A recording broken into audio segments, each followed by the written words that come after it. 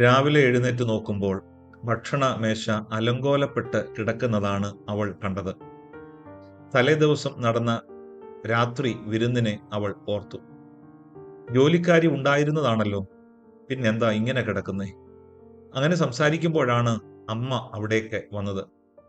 അമ്മ പറഞ്ഞു, അത് വേലക്കാരിയുടെ ഇളയ മകൾക്ക് പനിയായിരുന്നു, ഇന്നലെ മരിച്ചു.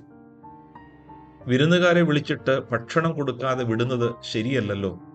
അതുകൊണ്ട് അവൾ ഭക്ഷണമെല്ലാം തയ്യാറാക്കി കഴിഞ്ഞാണ് അവളുടെ കൊച്ചിന്റെ മരണവിവരം ഞാൻ അറിയിച്ചത്. അപ്പോൾ തന്നെ അവൾ പോയി. മകൾ ഒരു ഞെട്ടലോടെ ചോദിച്ചു, അവരുടെ കൊച്ചു മരിച്ചെന്നോ? ആ, രാവിലെങ്ങാണ്ടാ മരിച്ചത്. അന്നേരം ഞാൻ പറഞ്ഞില്ല. എന്തായാലും മരിച്ചു, പിന്നെന്തുവാ?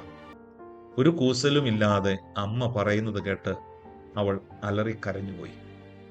ആ, അതിന് നീ എന്തിനാ വിഷമിക്കുന്നേ? എപ്പോഴത്തെക്കാളും കൂടുതൽ പണം ഞാൻ അവൾക്ക് കൊടുത്തിട്ടുണ്ട്.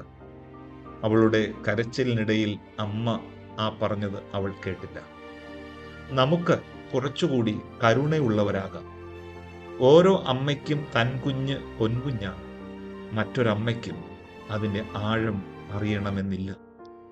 മനുഷ്യരെ അല്പം കൂടെ മെച്ചമായ മനുഷ്യരാക്കാൻ മനുഷ്യനായി വന്ന മനുഷ്യപുത്രനായ ക്രിസ്തുവിനെ നമുക്ക് ധ്യാനിക്കാം. ഈ നോമ്പുകൾ അതിനുള്ളതാവട്ടെ.